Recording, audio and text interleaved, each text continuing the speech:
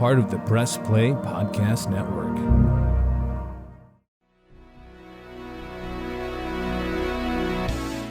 Iguodala to Curry, back to Iguodala, up for the layup. Oh, blocked by James. It's over. It's over. Cleveland is a city of champions once again. The Cavaliers are NBA champions.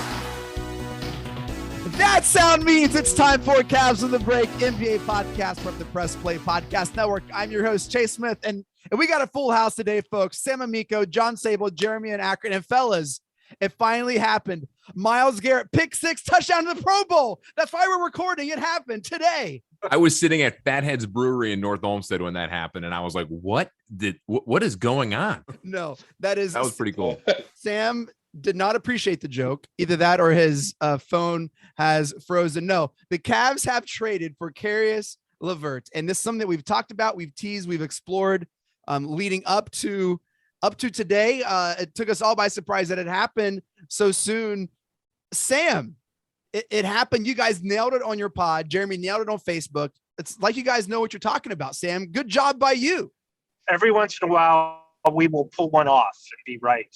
But, the thing is, we knew that they were talking about this when John and I talked about it the other night. I think I gave it, John, a 60% chance that it would happen because LeVert was their number one target. He was the guy that they wanted, and we kind of knew that. So it was a great deal. The fact that they did not give up anybody from their core. They didn't give up anybody who's playing. You're going to miss Ricky Rubio, what he brought to the franchise, but a great deal. And John, we talked about this the other night. This is basically what we said. And I know Jeremy said this on Facebook, the same thing. This is what they should give up to get Caris LeVert and probably nothing more. And that's what they did, first rounder, 2 second rounders and Ricky Rubio's expiring deal. So it was a really good deal, obviously on paper. And we've seen what LeVert can do. So a nice trade for the not only on paper but on the floor, in the locker room, and all the other things you could say about this trade. A+ for Kobe. And Sam, you actually were talking about this potential trade happening way before Christmas, even when the Colin Sexton got hurt in November. Right around Thanksgiving, you mentioned that the Cavs were in on Caris LeVert back then, and the talks continued to swirl, and we talked about it on the pod. I know you talked with Chase and Jeremy about it too, and just in the last week, seemed momentum was shifting that way. And then when we recorded the latest episode, 2 days ago, we laid out everything. We laid out potential trade targets, but you put 60% on LeVert, and we weren't sure if Indiana would want another player besides Rubio in the draft picks. We kind of tossed the idea of maybe like a Chetty or a Windler, but clearly, obviously that didn't happen, which is great because now you're not sacrificing anything from your bench in order to get him. You lose a few picks, which really isn't a big deal. Sam, you and I got roasted a little on Twitter from some fans saying, why are you giving up draft picks? And you said in the pod, if anyone listened to it and got to the end of it, the pod pretty much broke down what you said, why the draft picks mean absolutely nothing to Cleveland right now, because that first round pick, if the Cavs continue to win, in which they are, is basically an early second round pick because it's going to happen later in the first round. You have you had 3 picks right there. It didn't matter because the Cavs core is here. You're in a win now mode, which means win now and then the next year, and the next year, and the next year, and they got to capitalize on it. One of my proudest pod moments was I told the listeners the Cavs are going to trade that first round pick, whether it's for LeVert, whether it's for another guy, or whether it's before the draft. They are not going to use that pick. And I just didn't think they'd trade it this quickly, but I knew that they did not want their first round pick. So anyway, that's all. I'm just pointing out that I was right for once. You called it, Sam, and I got to admit it, and I got to give credit to some of those people in that Twitter feed that did not like our breakdown and our idea of what was going to happen. Some of those people came back and admitted that we were right and apologized, which you never see that in a toxic environment like Twitter. Never. Oh my gosh. So John, you touched on something, Jeremy, that I want to get your opinion on. Jeremy was at the game tonight. He said it was electric, just incredible atmosphere. Jeremy, John mentioned that this is a win now mode move. And Yeah. I agree. This takes away the innocence of what the Cavs are doing. This is a lot of fun. Oh my gosh, this is like, let's see how far they go. Jeremy, this changes the expectation. It changes perception of success and failure of this team. And at that game tonight, it didn't seem like there was a lot of pressure. It felt like a lot of celebration and fun, right? I mean, yeah. Has that spilled Chase, over to? I don't think that's mutually exclusive. I think this is a win now and in the future move. Look, LeVert's 27 years old. We have him for at least one more year. We can offer him an extension this offseason. We know that the Cavs have always had trouble just because of the perception, especially in the NBA, of attracting free agents. So we've always had to get a little bit creative in player acquisition. So right now, say we re-sign Sexton on a team-friendly deal for 3 years. We re-sign LeVert for a couple more years after this year. You have the core of your team, all 27 and under. So it's a great move for now. I think it actually probably, I mean, we're pretty close to the favorites to come out of the East, or at least compete to come out of the East. Plus, it sets us up for the future. It's a win-win, in my opinion. We didn't need another, 21-year-old player at the back end of the first round. I don't see a negative to this, even if doesn't get us over the hump. It's a move that's good for the future and good for now. I don't see a downside in any way. It's one of those rare occasions where there was a trade. It worked for both teams because Indiana wanted to tear it down. They wanted to start over. Those, as we talked about the last pod, those high second round picks are invaluable now because they don't come with the 5th year guarantee. So they're more flexibility for the teams. So Indiana loved to get in the Rockets' second round pick. It just worked great for both teams, but I don't think it's just a win now mode. It's a win now and build for the future thing. It's just the best of both worlds, in my opinion. Sam, Jeremy was talking about the atmosphere at the Rock tonight. We're recording this late Sunday night. Sam, you kind of felt that positive energy coming even from players and former players of the Cavs. This is just good vibes all around, Sam. Yeah, the players, they do get excited when there's help on the way, because we've seen a credit to the guys who have filled in for Darius Garland and Colin Sexton and Ricky Rubio. We'll talk about and all Goodwin. the Goodwin's players. coming up later. We'll talk about Goodwin. He'll have his time. Yeah, but credit to all those guys for stepping up. But, when you're looking to win games, the players who are here, who were here last year, Darius Garland, Colin Sexton, Jared Allen, Isaac Okoro. I'm sure there were a few more in there. Lamar Stevens, all those guys, Kevin Love, they all heard, this team stinks. They're on their way down. It's a mess in Cleveland. They heard that all last season. And from guys like us, as well as from other players and other teams. And so when they get help like a LeVert, a guy who's going to come in and help replace, the loss of Colin Sexton and the 16 points per game he was getting you this year, and Ricky Rubio getting you 13.5. Well, LeVert's last game, he had 42, right? Game before that, he had 26. So here's a guy who's going to come in and electrify not just the fans in terms of we have help for when our backcourt players go down with, some type of injury for even a short amount of time. This guy is a guy who can help you overcome that scoring loss. So, so the players, they get excited too.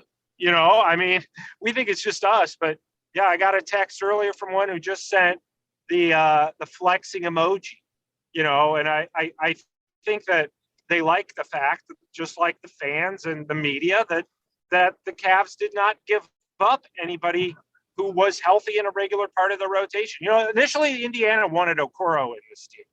They were going to hold out for Okoro, and the Cavs were like, look, come on now, you guys are going to have to trade him and LeVert, and this is probably the best deal you're going to get. We're giving you the first rounder. We're giving you 2 second rounders. You can use those and move up. I don't think, frankly, Indiana's probably going to use this to make another trade and get even a higher pick.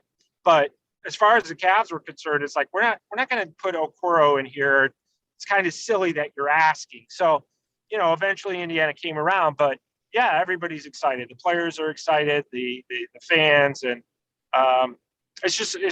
it's a guy who's not an all-star, but a borderline all-star, and a guy who's excited to come to Cleveland, an Ohio guy. Exactly. It's just everything's there for it to create a lot of buzz around the franchise that has already created buzz on its own without him. So this is just an added bonus. This communicates to those young players of this team, hey, we love what you're doing. We believe in what you're doing. And so that's add to that. And that's really try to make a move. John, Caris LeVert fits perfect with what this team needs. It fits perfect with the how this team has been built. He's tall, he has length, he can create his own shot, and he's good on D, John. This is, I mean, almost the perfect fit. Exactly. And this is why the Cavs were targeting him from the very beginning back in November. I mean, the guy can play some defense. He's the wing scorer that they've been needing for a long time, and he's pretty good with the handles too. Jeremy brought up the contract situation. Here's an interesting note. And we talked about this in the pod with Sam 2 days ago. Think about this. His contract is, let's say they don't re-sign him right now, but they do later. He's an unrestricted free agent after next season, the summer of 2023. And he's making next year is about 18 some million dollars. Guess who also is a free agent at the end of 2023? Kevin Love. And his contract is what, 10 plus million more than that. So you're going to get Love's deal off the books. So you can not only extend LeVert if everything works out now, and then later you still have more money to use at a different date. And that is also including if they go ahead and sign Sexton long-term or Garland as well. So this move, to Jeremy's point, he nailed it. It's for the long haul too. It's win now and win years down the road. And this is a perfect character locker room guy that can fit in well with this team and it can mesh in. And he's a good coachable player. Rick Carlisle, if you watch the broadcast tonight, raved about the class act of Caris LeVert and how much he's going to miss him and coach him. And it's going to be a perfect situation for him and the Cavs at a time when they needed a score badly. Look, he played with Jared Allen and with the Nets, so there's chemistry there. It really was we're not going to touch what we have going on here. We're just going to add this incredible spice and this incredible thing. Guys, we're all about it. I have some concerns. Can I share is this a safe place to share my concerns, or do we still want to keep are we still vibing here? I don't want to be a mood killer. I want to read the room. Yeah. Don't be ants at a picnic, Chase. Come on. I gotta Chase, before you destroy the mood, can I read you a quote from a veteran NBA writer I read tonight? Please. It said 2 years ago, the Nets attempted to build a super team by trading Caris LeVert and Jared Allen to get James Harden. Now there's zero chance the Cavs would trade Jared Allen and Caris LeVert for James Harden. I read that same thing tonight, Jeremy. It's great. It's so funny. And now look at what's going on in Brooklyn. There's rumors that Philly wants to get Harden. I don't know if you guys saw what Kyrie Irving was asked today in the post game about Harden. He kind of threw out the old media, attacking us, blah, blah, blah. It's a mess over there. I'm glad those two guys are no longer there and they're in Cleveland now with the Cavs. Here's the thing, guys.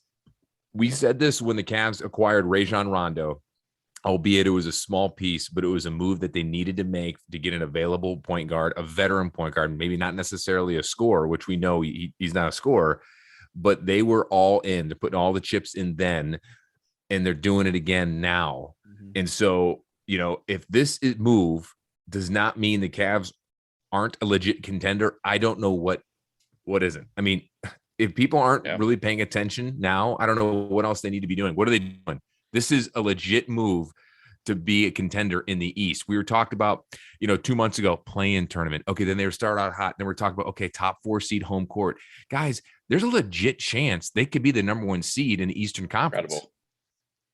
Not according to Chase. Well, John's jumping ahead to our overreaction or on point segment real quick. We're going to get to that, John, and spend a lot of moments. Here's my concerns. Unless anyone else has anything else to add, and then I'm just going to LeVert is injury prone. True. He has a history of not playing full seasons, of having injuries, and playing incredibly well for someone who's had him on a fantasy basketball team for 2 or 3 years. Like he's great when he plays, but he's not super consistent to play. And okay, I might get killed by this. He raises our floor more than our ceiling. Does that make sense? he helps us not be as worse as we can be. I don't know if he moves like I don't see us being that contender. I see us not being worse than a like 5 or 6, like solidifying us at like above a 5 or 6 seed. But I don't think this guarantees us like, oh, we are going to be in the top teams like the Bucks or like the Heat or like I don't see us quite there yet. Now you're talking to one of the most optimistic, unrealistic fans in the podcasts realm. It is surprising you say that, Chase, because you are Mr. Optimism in a lot of things. Now, right? Yeah, he's the last guy on the podcast I would think would say. I thought I would be saying that. Look, I love the move. It's a great move. I just don't think, moving the needle is such a cliche thing. I think he raises our floor. We're not going to be as bad as we could be because of him.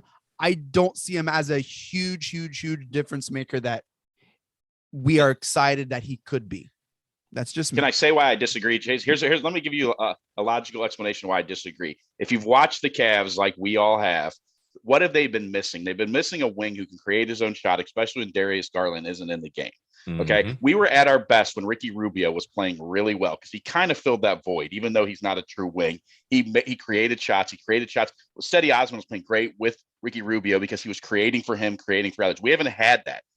I've put it on Facebook a few times where it's like Darius Garland's in the game. We get a big lead. Darius Garland goes to the bench. We lose the lead. Darius Garland comes back in. We get the lead back, rinse, wash, repeat, right? Same thing. This will take some pressure off Darius Garland to create for everybody else. It'll give the second unit, who's already playing well, a jolt of energy and someone who can handle the ball. He's a good ball handler for a big guy. So I think that, just by the fact that he's taking pressure off Darius Garland to be the kind of the sole creator in these games is going to make us a better team. I think go ahead. No, was to say before, and he plays good defense on the line. Before John and Sam chime in, I think pre-Rubio, the style and way of execution was unsustainable. We were like operating at like max capacity. Like there was no way we could be playing better. And that was not sustainable. With LeVert, this level of play is sustainable. I just don't think it's like top levelable and a sustaining level. Like, I know it's not a word, but like now we have talent and players that this is sustainable and it's going to be sustainable. I don't believe we were playing sustainable top of the East basketball. You look at the rosters, it's still like, I want to see more before I fully go all in. That's just me. Do we all agree though that Caris LeVert is a good wing defender? Absolutely. Right? Yes. He's a good wing defender. Right now the Cavs are now leading the NBA in points allowed per game. So you're adding a guy who's not going to, demand the ball, a guy who's going to play defense to a team that already has the best theoretically defense in the league. I don't see, Chase, how it could hurt anything. And we're a game and a half out of first place. No, right now. I don't think it's going to hurt. I think it's going to make what we're playing sustainable. I just don't think... At this moment, we're a game and a half out of first, or a game and a half out of first. No, it's not going to take a sizable jump is what we're saying for us to be a legit quote unquote contender in the East. We already are the contender in the East. Exactly. And that's the point. And Chase, there wasn't one magical player out there that the Cavs could have traded for that could, maybe jump them to the, end all be all top team that could compete for a finals with Golden State. We're not saying that. I'm not saying that. I'm just saying, the East is so tightly packed and you make one little move when you're already on the cusp of kind of distancing yourself in a little, I don't want to say mediocre, but maybe like a B+ trade that I would rate this, or B+, not a B+ player, but a B+ type trade like this is, or an A- slam dunk win-win on both sides, can give you that type of player in that production and value that can give you a little bit more distance in theory from a Miami, a Milwaukee, a Chicago in the East. And that's all they needed at the time when they made that trade now. And especially with the way that they're playing and how badly beat up they've been. Look, I love the trade. I love he's a great fit. I'm not trying to like say don't like the trade. I think this trade propels us for playoff basketball for the next 2-3 years without a doubt. Sam, am I crazy? I mean, we know the answer to that, but like, did I just completely, like, should I just retire from podcasting now? Is it over? Is that it? Well, don't retire because we need somebody to make fun of. I could do that. I could do that. No, I mean, here's the way I look at it. For number one, you just got a guy who's capable of erupting for 42 points, who just proved this. You got a guy who basically single-handedly beat the Lakers. And LeBron James came out and said, Caris LeVert just broke us down in the fourth quarter. This is the kind of guy he is. He's super explosive, okay? You got him for the equivalent of nothing. You gave up stuff you didn't want, that you would have loved to have had Ricky Rubio if he had two good knees, but he doesn't. You know, sadly, that's the case. So you seriously got this guy who's the wing player that you need, the player who can handle the ball, like Jeremy said, and relieve Garland. And, you know, he's explosive. He can defend on the wing. He's everything that you wanted. Now, granted, maybe he's not, you know, an all-star, but we have to remember that going out and getting all-stars, for one, those guys weren't available. For two, that's not always the answer, as we have seen repeatedly now with the Brooklyn Nets. It's all about fit in this league. Yeah. And the Cavs aren't trying. They would love to win the championship, don't get me wrong. But they are realistic, and it's let's be as good as we can this year while maintaining our core, finding an explosive player such as Caris LeVert, and this will lead us, as you guys have said, to future success, bigger success as our team grows. Chase, they weren't going to go out and be able to get, and they didn't want to, shake up the core to go get a Jaylen Brown. If they, you know, a Jaylen Brown. Or Hey, Jason you said it, not me. I didn't mention JB's name at all. That was all you. I mean, those are the kind of guys that will really move the needle on paper. But you're giving up Okoro, you're giving up Sexton, you're giving up, you know, picks. You may be giving up another player, probably giving up Jetty. Then all of a sudden, the guys who were here, like the Garlands and the Markkanens and the Jared Allens, and obviously the Evan Mobleys, you're like, why did they go get that guy and just shake everything up? Everything was going fine. These guys are welcoming this trade because they're getting a guy who can come in and fit, and they still have their entire team that's already been successful. So you have to look at it. I mean, you don't have to, but the way they're looking at it is we want to get into the playoffs this year. We want our young guys to get a taste of that. The young core of Garland and Allen and Mobley. We want those guys, and obviously Okoro and some of the others, we want those guys to get a feel for playoff basketball, maybe steal a round or two. Yeah. That's what we want. That's our goal. If anything beyond that is gravy. If we can do that this year, next year we'll try and take that next step. You know, and then the year after that, we try to become the Phoenix Suns or the Golden State Warriors, or the idea being that we want to keep our core together while adding talent little by little. We don't want to blow it up like we always did every year with LeBron, because eventually that runs its course, and eventually you turn into the Los Angeles Lakers, what they're doing right now. You know, so it's not about making a splash. It's about finding a guy who fits and is going to push your current core forward. You know, you look at the Lakers real quick. I won't stay much longer on this topic, but look at them. If they hadn't made any trades since LeBron got there, look at that. That team would probably be a lot better.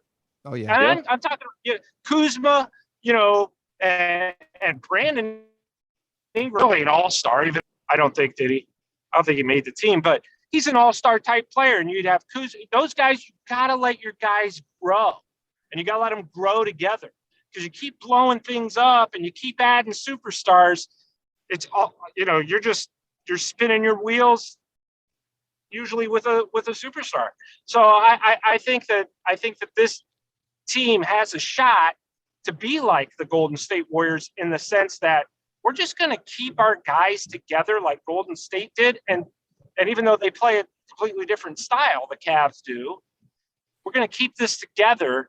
And that's going to be our means of success, because going out and getting a superstar and shaking up the court and making a big splashy move doesn't always work. Sometimes it backfires, and we've seen it backfire enough that I'm glad that the Cavs didn't do it. They wouldn't have been able to do it, but I'm glad that they didn't even try. You know, what's exciting is our ceiling is so undefined because Garland is getting better, because Evan Mobley is he's what 50 games in or whatever. Like the ceiling is so undefined. To bring in a player of LeVert's caliber, it just we're going to just have more consistent play.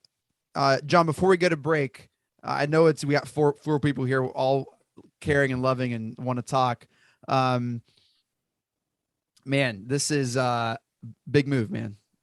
It is. And, it's interesting. I look at this deal as something that obviously that can help them now, help them down the road. And if, there's already rumors that they're going to go ahead and try to extend him past next season. And whether you do it now or do it next summer or this summer, it doesn't matter. If it can get done, it can get done. But here's the thing. This organization is in a pattern that we have not seen before in a long time, even before LeBron. And that's building within the draft at a consistent rate and having your players not come from via free agency, not coming from the LeBron era. You're having a team here that is built from the ground up, from the bottom. You're talking about the floor, Chase. We were on the bottom. Yeah. And, Sam and I have mentioned this many times on the pod since the season started. This Cavs team, the way it's constructed, the style of play is very reminiscent of those Cavs teams in the late 80s, early 90s. It's an older style of game with the big lineup, but those teams were built, and it's a different era of basketball in the NBA, and I totally get that, but it still works, and it works from other teams like the Golden State Warriors.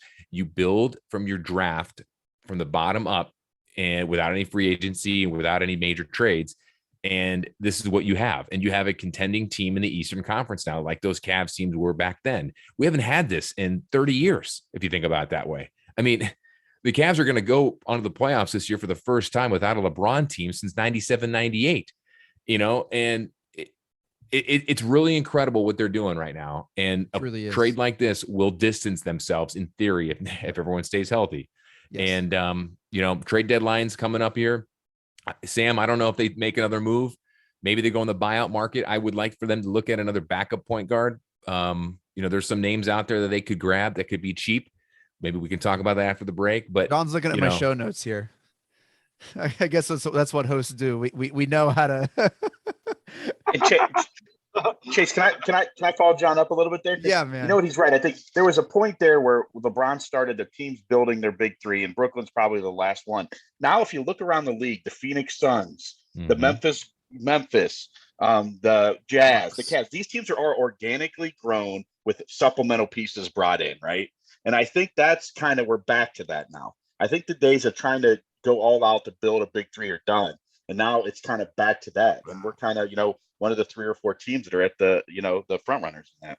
The death of the big three, JIA. I love it. We're going to take a quick break. When we come back, one of my favorite segments, Overreaction or On Point. John, we're going to talk about extra moves, other people, all sorts of fun stuff. Stick around. A lot of fun here. Cavs on the break, full house, Caris LeVert trade. We will be right back.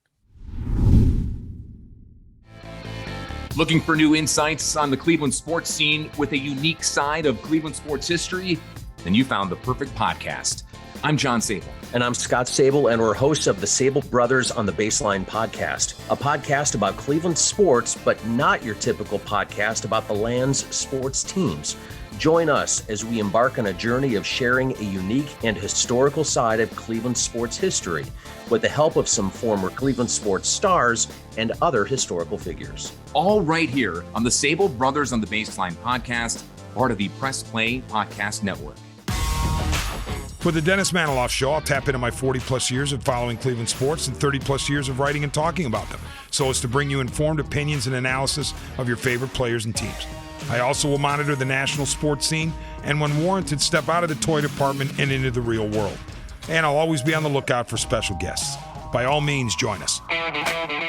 The R&R podcast going to be rocking and rolling with you because football season is underway. College, Ohio State, the Power Fives, the MAC, the Browns. Michael Regai, are you ready to rock and roll with some football? Kenny, I've been ready. This is our time of year. This is what R&R is all about. We're going to be with you every week. Kenny just said it. Browns, NFL, Ohio State centric. So you got to stay with us all fall and winter long here on R&R. That's right. The Regai and Rhoda podcast coming to you here on the Press Play Podcast Network. Subscribe now and don't miss a show. All right, we are back. Cavs on the break. We got Sam Amico. We got John Sable. We got Jeremy Powell. We're talking Caris LeVert trade. We just had a lot to say about that. That was a ton of fun. We're going to do this segment now, guys, called Overreaction or On Point, where I'm going to give a statement, and you have to tell me if that's an overreaction or on point. All right, so some of these are going to be a little insane. Some of them are not going to be so much insane. We'll start here because I think this will be a really cool way to enter this conversation. Here's the first statement of overreaction or on point. All right. Ricky Rubio's feelings are hurt. He hates the Cavs and will refuse to play for them again in the future. Overreaction. Absolutely. Yeah. No, I mean, he's a vet. He knows how this game is played. He knows the business side of things. And you know what? Exactly. He's not coming back this year anyways. And if the Cavs really wanted to, and if he really wanted to, if the price is right, and depending on how healthy he is, and they want to take a chance on him, making less than his half of what he was making this past year, they could re-sign him this offseason if they really wanted to do that. If both parties were engaged, it's going to come down to money, just like many other things are, though. Yeah, and that's where I was wanting to get at, right? Like Rubio understood. I don't think he's really been with the team. He knew that this was a possibility, almost a reality, and there is a possibility, like John said, if this really wanted to happen, Rubio could come back with the team. Obviously a ton of things going to happen in between then, but that's kind of, John, I think this is your first time playing. That's how this segment will go. Jeremy and Sam are, how about this one? All right, this is a good one. Caris LeVert makes Sexton a tradable asset. Overreaction or on point? I would say on point with that. And I put this in the story today on HoopsWire. I wrote a little bit about what some couple of GMs reacted and rival GMs. And one of them said, right now, from everything this GM had heard, he said that it doesn't seem to me like they want to move Colin Sexton this offseason, but it does put them in the driver's seat if they do. If they want to make a sign and trade, they're going to wait to see how LeVert fits, obviously, and let this play out. They don't need to worry about how Colin Sexton, Caris LeVert, Darius Garland fit together right now because Sexton is obviously out for the season. So they're going to see how this all plays out, and then it can give you a little more clarity on how to approach the Colin Sexton situation in the offseason. By all accounts, right now, tonight, they want to keep all three. Okay, they want to re-sign Sexton, keep him here, keep him part of the core. That could change, but if it does change, it would change in a good way because Garland and LeVert work so well together that they find out it works so well together, they don't want to disrupt that. So they would potentially explore a Colin Sexton trade. And guess what? A sign and trade in the offseason. And guess what? You could get a lot of nice stuff in a Colin Sexton sign and trade. But for now, the idea is that all three are going to come back. But yes, that's on point, Chase, because that does give them the possibility of using Colin Sexton and his contract, quote unquote, uncertainty as an asset this summer. Okay, Jeremy, I have one more question, and then I want to pause and talk about some of these conversations here. Jeremy, Brandon Goodwin's emergence makes Rondo expendable. I probably would have said yes though tonight. Rondo had his best game as a Cav tonight. He had 12 assists. He had 13, I think 13 or 15 points, 12 assists, looked fantastic, understood how to get Seti the ball when Seti got hot and where to get him the ball. Mm-hmm. So I think I probably would have said, on the money, but now I think overreaction. I think he will finish the season with the team, if nothing else, as a veteran presence and in case there is an injury somewhere along the way. So this brings us to kind of an impasse because the trade deadline is February 10th. We are a few days away. Sam, look into your crystal ball here. Overreaction or on point? The Cavs have another move to make. I think that's on point, and I don't think it's going to be anything splashy. I think John alluded to the idea that they could potentially add somebody on the buyout market. I run every day, and not to continuously pump up my own website, but every day I do run available veterans by position. I update it every day. So there's a ton of available veteran point guards out there that after the trade deadline, they could potentially add one of those guys in some sort of move. Right now, it's like Jeremy said, I know Rondo's been hurting a little bit. He's had, I think it was a hamstring bothering him for a little bit. It's been bugging him even when he came back. So if he continues this, they may not need to make another, maybe they found that with LeVert and Brandon Goodwin's playing well. They may not need to bring in another point guard if Rondo can keep doing this. So, but I think that they're going to do something else. They could make a very low-level trade to bring in a guy who, they don't want things to get crowded. They just want to protect themselves in the event that people get injured. Sure. And I know that they're thinking, do we need another point guard, in terms of to help Goodwin, or if Rondo's not working out or something along those lines. They have that kind of flexibility. So, yes, they will do something else before the end of the season. Probably, if not a trade, then by the end of the week, either on the buyout market or, signing somehow, filling a roster spot with another guy, another veteran player out there, just to protect themselves from injury. Sam, you can promote your website anytime, man. You don't have to apologize or ask. You could just do it. I hope you know that. Hoopswire.com, everybody. Hoopswire.com. Thank you, Chase. All right, that'll be $600. I'm good. John, what are some names that you would like to see maybe the Cavs kind of bring in? So, if you go the buyout market, that's one thing. But Sam, correct me if I'm wrong. Don't they have a trade exception they can use? Don't they have a JaVale McGee trade exception?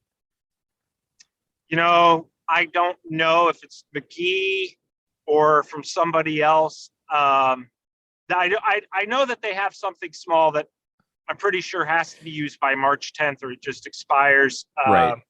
So they have the flexibility to make something happen if they want to go that route. And I think they kind of do. There's a twinkle in Jeremy's eye. I see a twinkle in Jeremy's eye. So real quick, I was going to say, I'd throw out a couple guys that you could get with like a trade exception, whether that's McGee or whoever, or maybe even a future second pick or a first round protected. You could look at someone like maybe Avery Bradley. Maybe you could look at someone like Dennis Smith Jr. What about Austin Rivers? You're getting like vet guys that could help. Rather have Avery Bradley than Dennis Smith Jr. Dennis Smith Jr. was a guy that I thought that they would have a shot at. He's in Portland.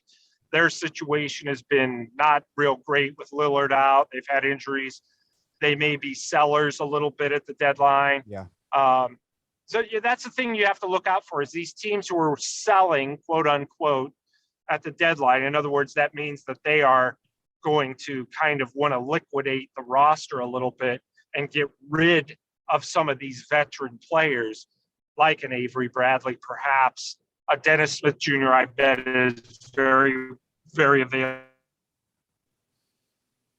What about a guy like Elfrid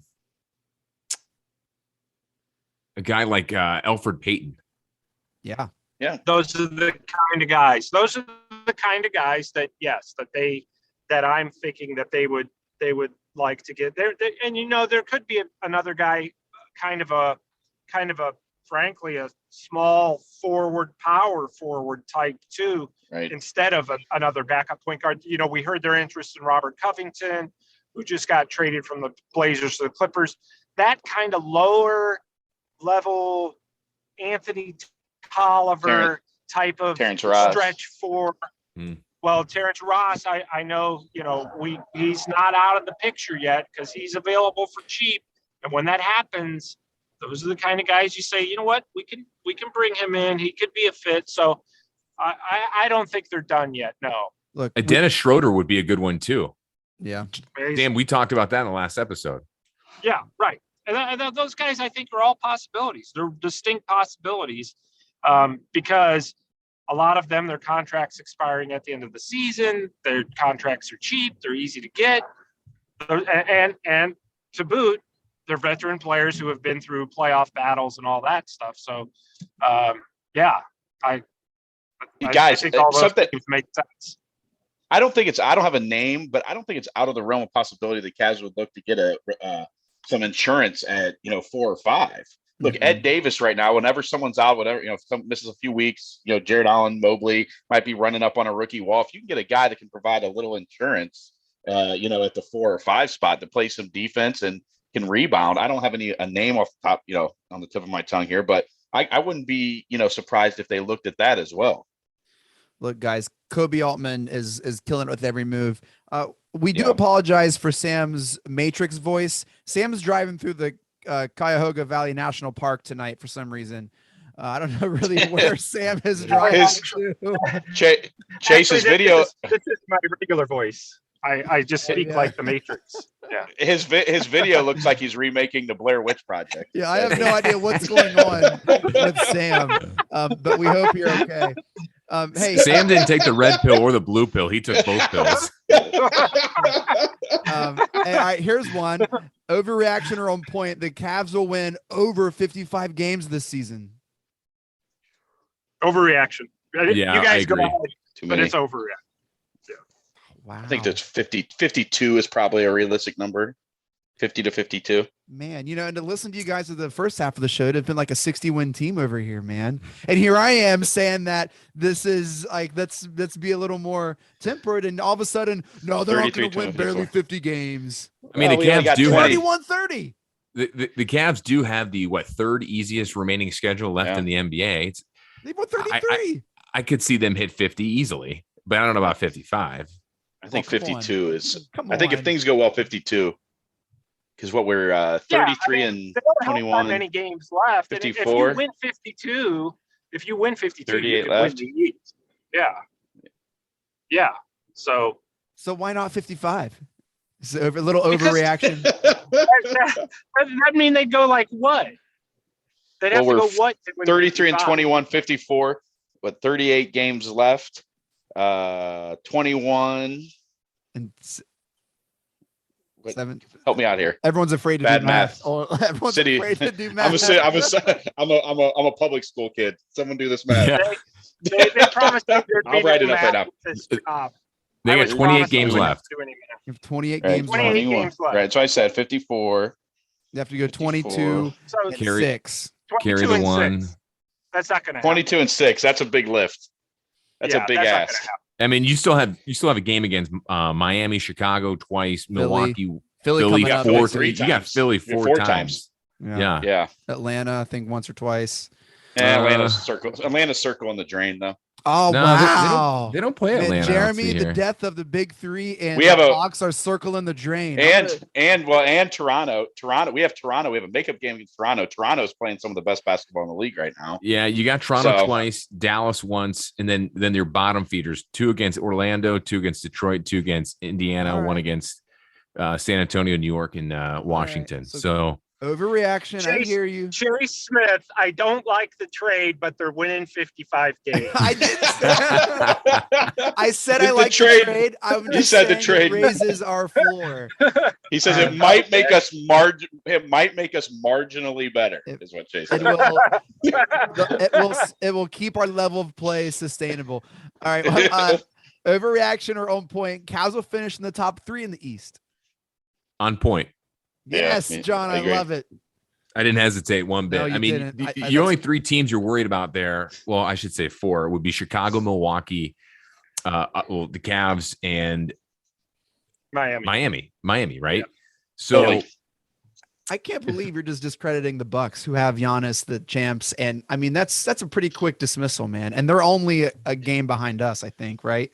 I get the They haven't feeling looked great recently at all. They haven't, and I get this strange feeling that the Bucks are turning into the Cavs of old, where they're just gonna like coast through the rest of the season and then turn it on.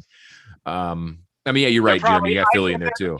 Runners, by the way, the Bucks are probably the front runners for Schrader from the Celtics. I know that they've been really active in trying to get them. Not that that's going to be a huge difference for them, but that's something that might help them a little bit.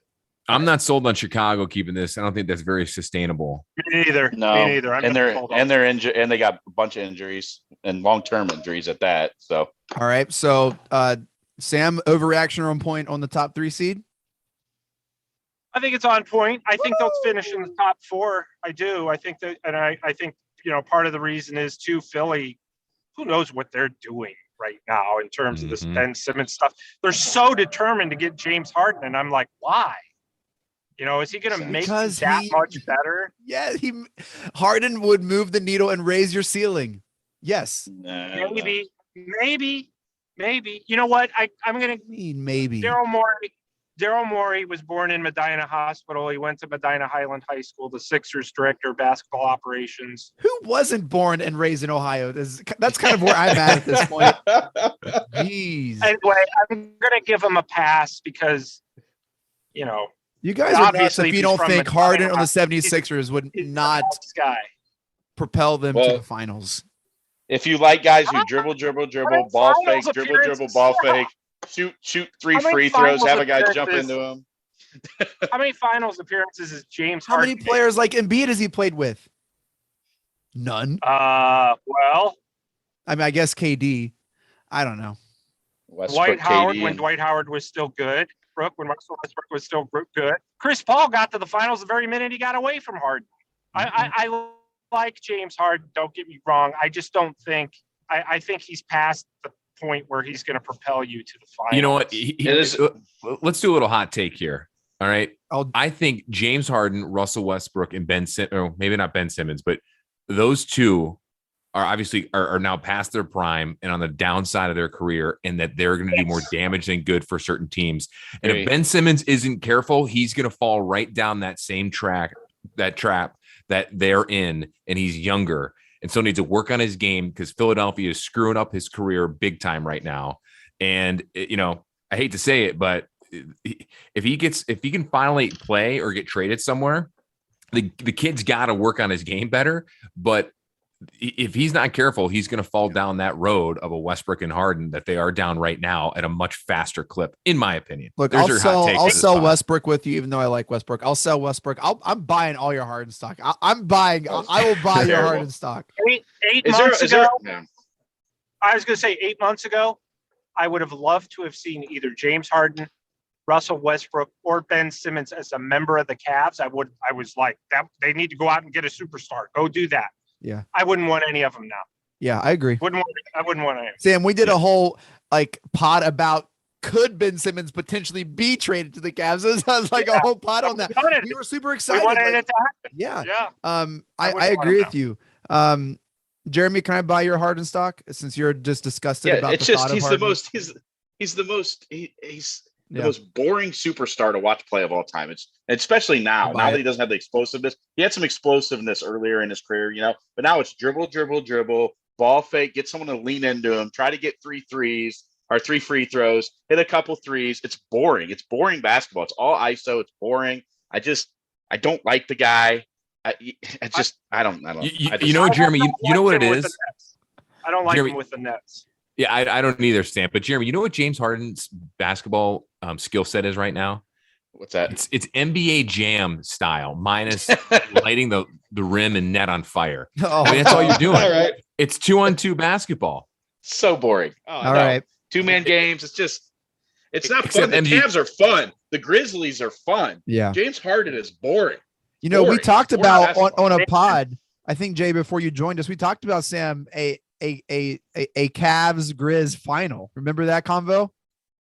Yeah. And we were like, NBA would love it. The NBA would love that. How fun would Two that up be? and coming teams.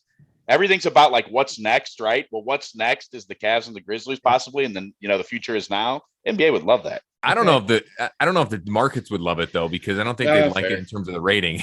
But yeah, that's fair. Okay, here we go. Final one. Would be fun. It would be. Absolutely. Overreaction or on point. Cavs will win the title. Here we go. It's a overreaction. Okay. Yeah. LeVert isn't a title maker. What? Here we go. Chase can't take his L on the Caris LeVert thing. He's going to keep coming back to it. 2025. 2025, they're winning the title. I like it. Ooh, wait. So, Sam, you're saying here as we record this on Sunday, February 6th at 11:34 p.m. How about in if I say there's a 2022. 60% chance they win the title in 2025? All right, we're going to the future books right now, boys. Future books. I will say this. I just had a friend who put money on the Cavs to win the East because they were 20-1 odds. And he liked where they're at. It's with the East in shambles and all that stuff. He goes, that's the value bet right there. Yeah, I think obviously overreaction this year. It's just hard to know the ceiling. Mobley could be a young Giannis. We just don't know what Mobley could be. Garland could be.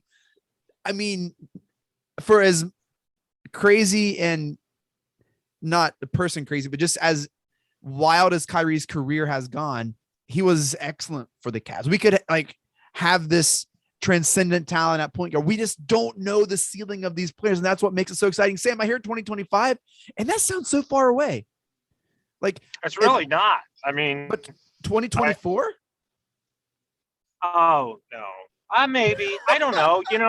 I just think you've got to take some lumps here in the playoffs. Usually that's how it goes.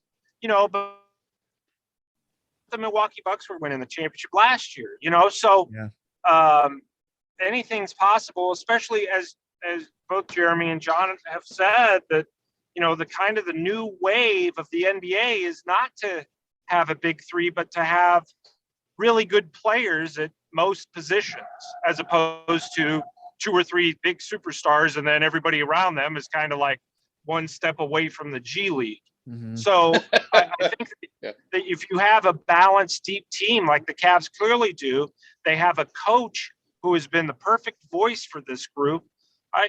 Who knows what, like you said, Chase, who knows what the ceiling is, but it's very, very promising.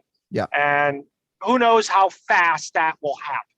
They're going to have to make some more moves within the next couple of years with obviously Kevin Love getting up there in age and his contract coming up.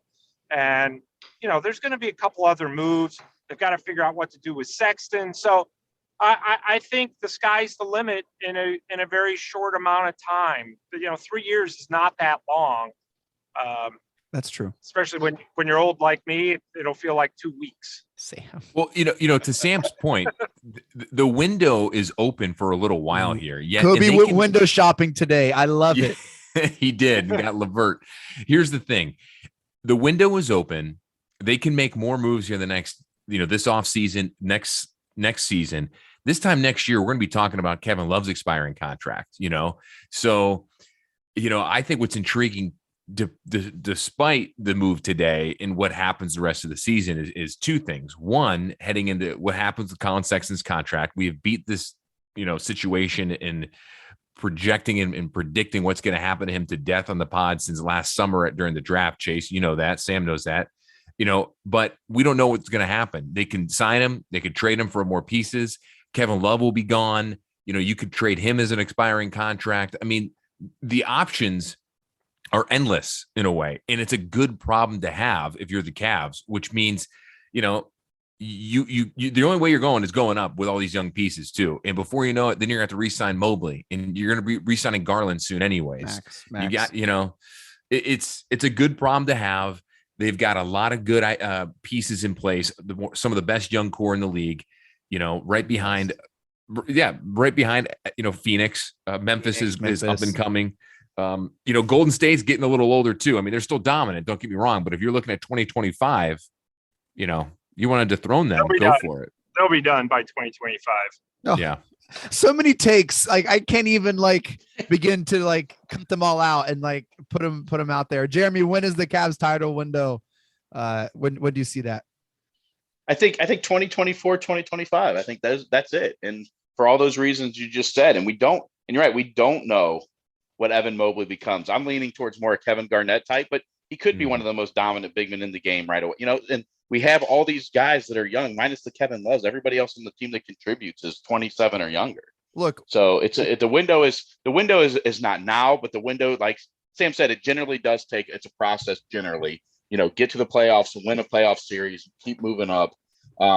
So I'm going to say 2024, 2025. Those years is the playoff is the championship window. And it's going to be interesting to see what they do in the playoffs this year. If they win around, great. And they're done, fine. Why can't they be this year's Bengals? Right? They don't know what they don't know. Like they don't know. Like I don't exactly. Chase is not going to stop until we say they're winning it all this year. If only we hadn't have traded for Caris LeVert, we'd be on our way. Right. Yeah. Right. Yeah. Well, we talked about this before, guys. I mean, they're young and they don't know what they don't know, what Chase just said, but they're so young. They're playing without any pressure, playing with house money. Can they keep that up throughout the rest of the season? Yes, I think they can. Can they ride that into the postseason? I think they can too. So, even if somehow they got swept in the first round, the season's still a success. Don't get me wrong, but they're talented enough to make that's a whole other podcast, John Sable. I don't agree with that right now. I if they lose the first round, I think it's a disappointment, and that's not a take. Well, Chase, I've got to shout.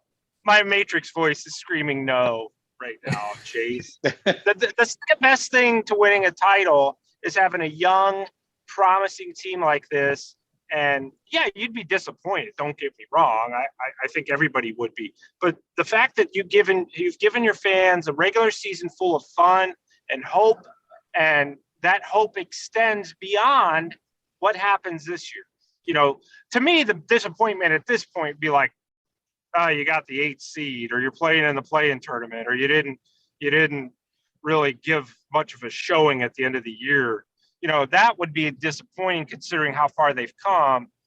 But to me, I just think right now it's been gravy, and anything beyond this is a big bonus for this season. Next year, you're going to have bigger expectations, but this year, just let it play out, enjoy it, and don't worry about what the end game is going to be this particular year in 2022. All I'm going to say is I don't think this LeVert move is a whatever happens move. I do think this accelerates that timeline a little bit. And maybe sure, I agree with that. Yeah. And maybe the seeding matters. Maybe if they're a high seed, well, geez, I don't know. You're right. It is fun. It's been an incredible season, but that has kind of like they've cashed that in with this trade. I think internally, I don't know if the fans will, hold that expectation. But I think internally, I think they're looking a little to make a little run. Why can't they be this year's Hawks? Why can't they make a run? Sure. Sure. I think there's truth to that. Why can't they be this year's Hawks? They're certainly thinking that. Yeah, let's get to the Eastern Conference Finals. Let's go. We got a shot. We're I agree with that. As anybody in the East, but I don't think it's going to be a huge disappointment. You'll be disappointed, but I don't think that you need to feel like, oh, it's been a big failure because they lost. They happen to match up with the defending champion, world champion Bucks in the first round and got beat in 6 games or whatever. I don't think that's a disappointment. I think that it's, this is the Bucks' time right now, or the Heat, or maybe the Sixers finally get their act together, or somebody like the Celtics. Regardless of who we play, it's going to be a tough out. Regardless of who it is, they're not going to want to play the Cavs. I want you to be right, and it'll warm my heart if you're right. All right. Well, that does it for the greatest segment of all time. I mean, there's no disappointment here, guys. We got a full house and we did it, an episode that I think we did a pretty good job not talking over each other, guys. So no disappointment here, no failures, all good things, guys. Good work. Hey, man, this is a fun talk, and I can't wait to have this conversation again when playoffs starts down the road here. And that does it for this episode of Cavs on the Break NBA podcast. Thank you all so much for downloading and listening. Shouts to the Press Play Podcast Network for making this possible. Make sure to follow us on Twitter at Cavs on the Break. We always follow back. That's how we are. You can follow Sam on Twitter at Amico Hoops. Each of his works and writings at hoopswire.com. You can follow John on Twitter as well. Catch his podcast, Sable Brothers on the Baseline. They do awesome work. They just had Tyvis Powell on to talk Browns football. It's going to be good stuff there. Do you guys drop that yet? It will drop later this week, and I got to tease something else. A little surprise for you, Chase. Coming up, our next episode, a former Cavalier basketball player going to be coming on. Oh, baby. Well, I cannot wait. Jeremy is with the Cavs on the Break all season long. His pod, he's launching his own pod here in the spring. Jeremy is excited about that, my man. Yes, sir. Cannot wait. Thank you, guys. That was one of the more fun shows I've ever done on the hundreds of podcasts I've done. That was really fun, guys. Good. It was good. Sam, any final thoughts, my man? No, I just want to let you know that we pick on you, but we love you. Oh no, it's all felt. It's all felt. Even when I'm not around, I still feel it. Sam's giving you a big hug from the Matrix. I always tell the guys, if they have anything bad about you to say it behind your back so it doesn't hurt his feelings. Yes. Sam, your video just came up, and I swear I saw the Mothman's eyes behind you. So I think this is a do. Good time to end it then, I guess. Yeah. Hey, what if we all say Mike Breen, take us out? Can we just all try it together? All right. So start on 4. I'm going to count to 3. We all start on 4. 1, 2, 3. Mike Breen, take us out. Congratulations, Cleveland. Your decades-long wait is finally over.